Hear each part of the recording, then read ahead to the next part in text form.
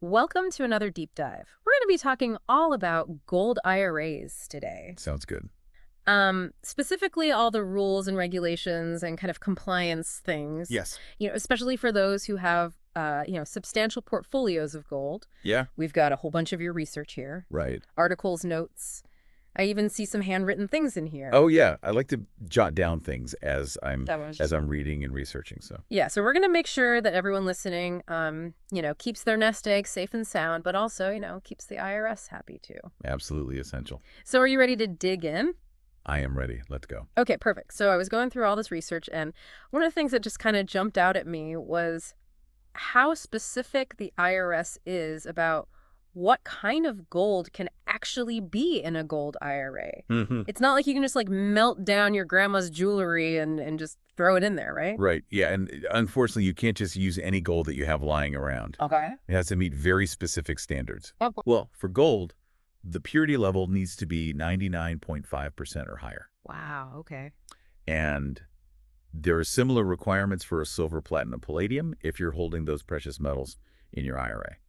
So it's not even just like any gold. It has to be. Exactly. It has to be Pure investment grade, basically. Mhm. So, those nuggets that you might find panning for gold on vacation, Yeah. not going to cut it for your IRA, unfortunately. Oh, man. But the IRS has very specific guidelines on the forms that these metals must take as well. Oh, really? Yeah. So generally, we're talking about approved bars or coins, Okay. things like the American Gold Eagle or the Canadian Gold Maple Leaf coin.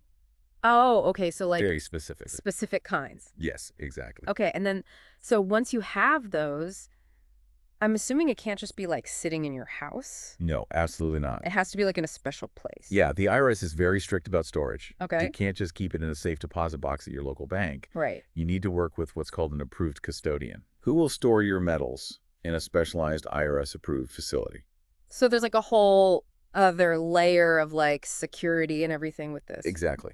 There's a whole system in place to ensure that your assets are secure and accounted for. Okay. So now that we, have the right kind of gold, it's in the right place. Right. I know contribution limits are a big deal with any IRA. I'm seeing that mentioned a lot in these sources. Yes, contribution limits definitely apply to gold IRAs, just like they do to traditional IRAs. So, like, what are those limits? So currently the annual limit is $6,500 Okay. or $7,500 for those aged 50 and over. Okay. And are they as strict about going over those limits with the gold IRA as they are with a traditional IRA? Absolutely. The IRS is very serious about these limits. Okay. Exceeding them can trigger some pretty hefty penalties. So, like, that's not a good thing. No, not at all. Those penalties can really eat into your returns over time. Oh, man. Definitely something to be mindful of. Okay. So, something to keep in mind for sure. Now I'm seeing a bunch of notes here about reporting requirements. It seems like they want to know pretty much everything you do with your gold IRA, huh? Well, yeah, transparency is key when it comes to retirement accounts. Right. And that's especially true with gold IRAs. Yeah. The IRS wants to make sure everything is above board. Okay. So every transaction you make, whether it's a contribution, a distribution, a rollover, a conversion, it all needs to be reported accurately and on time. Wow. There's no room for sloppiness here. So, like, how do you keep track of all that? You'll be working with specific IRS forms, like Form 5498 and Form 1099-R. Okay. These forms help the IRS track the movement of funds and ensure that you're paying the right amount of taxes. So it's a lot of paperwork. It can be, Mm. but accurate record keeping is absolutely crucial. All right, so it's not just about keeping the IRS happy, it's also about making sure things are set up properly for if you pass on these assets. Yeah, estate planning. Estate planning, yeah. That's a really important aspect, especially when you have a larger portfolio. I can imagine that gets kind of complicated with a gold IRA. It can be, Mm. especially when it comes to things like beneficiary designations. Like, what are beneficiary designations? Basically, it's who you want to inherit your assets when you pass away. Okay. You need to make sure these are clearly defined to avoid any delays or complications during probate. So if those aren't set up properly, what can happen? Well, it can create a lot of headaches for your loved ones. Oh, no. Potentially legal battles, higher tax burdens, things you definitely want to avoid. So it's not just about you, it's about... Exactly. Right. It's about protecting their future as well. So you're saying we need to do, like, regular checkups on beneficiary designations. Absolutely. Things change. Yeah. Marriages, divorces, new additions to the family. Right. You need to make sure your estate plan, including your beneficiary designations for your gold IRA, are up to date and reflect your current wishes. And you're saying this is especially important because of the Secure Act? The Secure Act has definitely thrown a wrench into things when it comes to inherited IRAs. I know I keep seeing that come up in the research, but what should people be aware of specifically with their gold IRAs? The biggest change is what's known as the 10-year rule for non-spouse beneficiaries. The 10-year rule. Yes. So what it means is that if you inherit a gold IRA from someone who's not your spouse, Okay. you're required to fully distribute those assets within 10 years of the original owner's passing. Oh, wow. It's a pretty significant change. Yeah, why is that a problem? Well, imagine inheriting a substantial gold IRA Okay. and then being forced to liquidate a large portion of it within a decade. Yeah. Those distributions could push you into a higher tax bracket, potentially leading to a huge tax bill. Oh, so it's not a good thing. It could significantly diminish the value of the inheritance. So what are some ways to kind of like navigate that 10-year rule without, getting slammed with taxes? Well, one strategy is to use a trust. A trust. A properly structured trust can help to spread out those distributions over time, potentially reducing the tax burden and preserving more of the inheritance for your beneficiaries. So like maybe seeking out an expert to set up a trust is a good idea. Yeah, especially if you have a larger gold IRA portfolio, it's definitely worth exploring. Okay, good to know. Another thing that keeps coming up in these sources is the challenge of managing multiple retirement accounts. Mm-hmm. It's not uncommon for someone with a gold IRA to also have a 401k or a traditional IRA Right. People have a mix. or even other investments. Yeah, diversifying. How do you keep track of all of that? Honestly, it's all about being organized. Okay. Meticulous record keeping is absolutely essential. So like, what does that look like? Well, each account type has its own set of rules and reporting requirements. Right. With gold IRAs, you're tracking the purchase price, the sale price, and the fair market value of your gold holdings. Okay. This information is crucial for accurately reporting gains or losses to the IRS. So it's like a big puzzle. It is. You got to make sure all the pieces fit together perfectly come tax time. Okay, so no room for sloppy bookkeeping. Nope, not when it comes to retirement accounts and taxes. Well, I think this has been a great start. Yeah. We've covered a lot. Yeah. We've talked about the types of gold you can hold, Mm-hmm. contribution limits, reporting requirements, estate planning, the Secure Act, A lot to keep in mind. multiple accounts. I mean, Yeah. But we're laying the groundwork yeah, for making sure our listeners are well equipped to manage their gold IRAs the right way. exactly, especially Really? if they have, substantial portfolios. Exactly. Now let's get into the tax implications of actually selling those gold assets within an IRA. All right, let's do it. I'm seeing lots of notes about capital gains, Mm-hmm. tax-deferred growth, and how distributions are taxed. Yeah, that's where things can get a little tricky, but we'll break it down. Yeah, that's what we're here for, right? Absolutely. We'll make All it right, clear. perfect. So let's jump in. Yeah, so when you're thinking about the tax treatment of gold IRAs, Mm-hmm. it can be a little bit confusing. Yeah. But once you understand kind of like the main principles, Yeah. it becomes much clearer. The main thing to remember is that any appreciation within the IRA, Yeah. meaning the increase in the value of your gold, Mm-hmm. isn't actually taxed until you withdraw it. So it's like a tax shelter for that gold. Exactly. It's like a vault where your gold can grow tax-free Okay. until you're ready to tap into it in retirement. All right, but it's not a total free pass, right? Right. It's not a complete free pass. Right. When you start taking distributions in retirement, Yeah. those withdrawals will be taxed as ordinary income. Oh. So that's why it's so important to keep good records Yeah. of your gold's purchase price Mm-hmm. and its fair market value over time. Okay.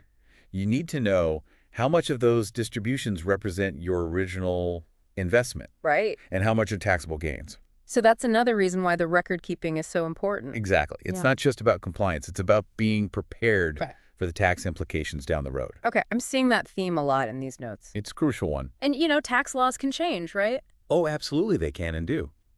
So, like, what might be a good deal today might not be so good in the future. Exactly. Staying informed is key. Okay. And it might be worth working with a tax professional, Yeah. someone who really understands the ins and outs of IRAs. Okay. They can help you navigate those changes and make sure you're always taking advantage of the most favorable tax strategies. So it's not just about knowing what the rules are today, but it's about kind of thinking about the future, too. Exactly. Planning ahead is crucial. Okay. Think of it like this. Let's say you're getting closer to retirement Mm-hmm.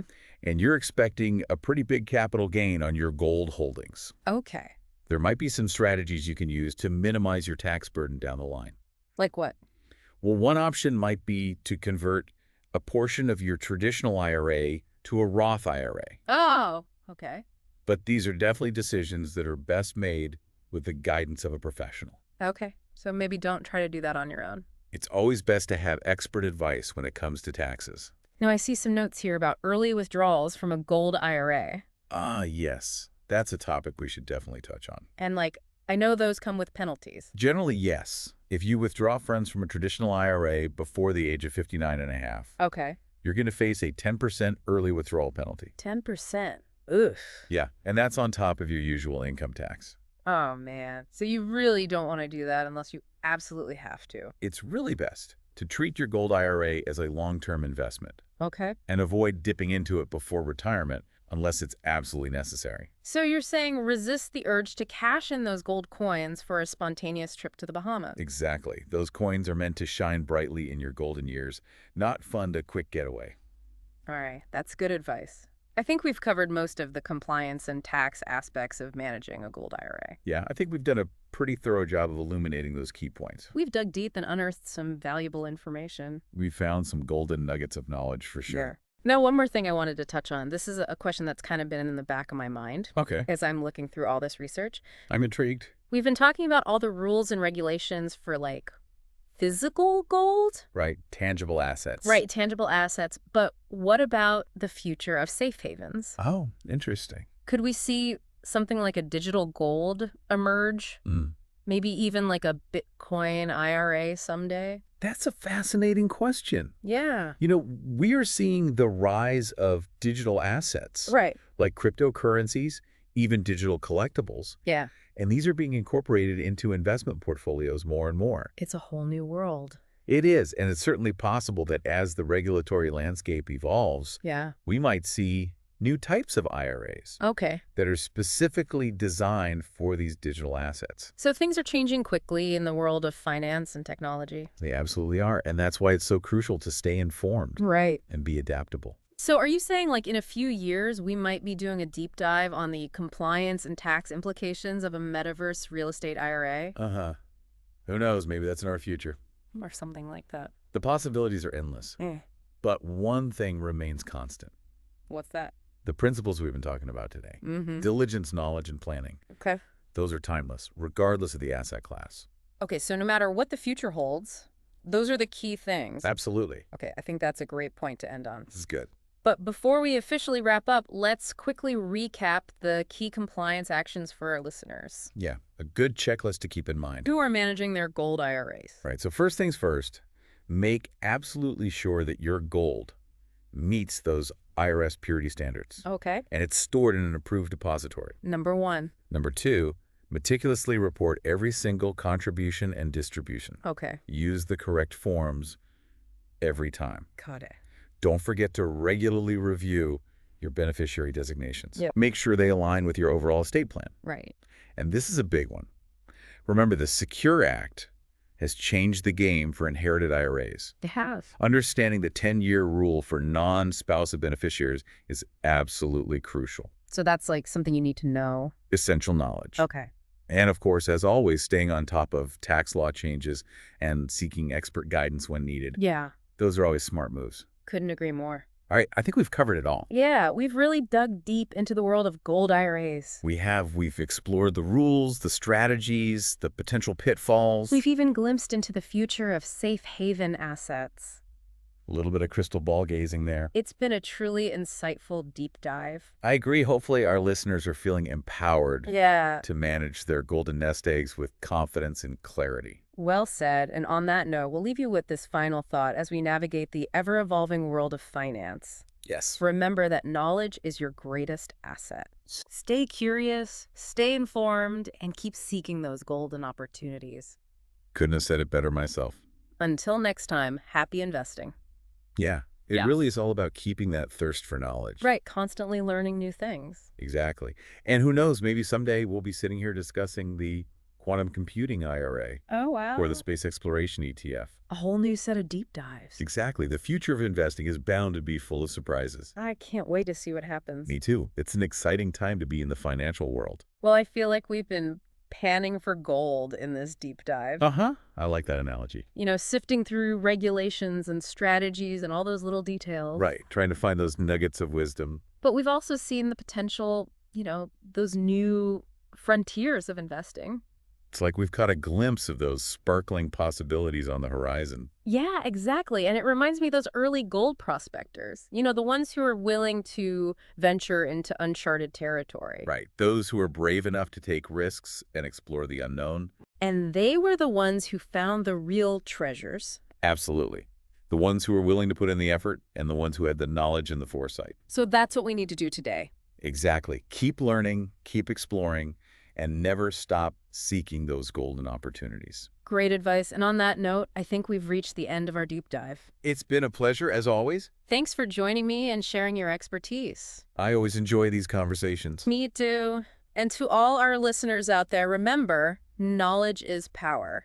Couldn't agree more. Stay curious, stay informed, and keep investing in yourselves and your future. Cheers to that. Until next time, happy investing.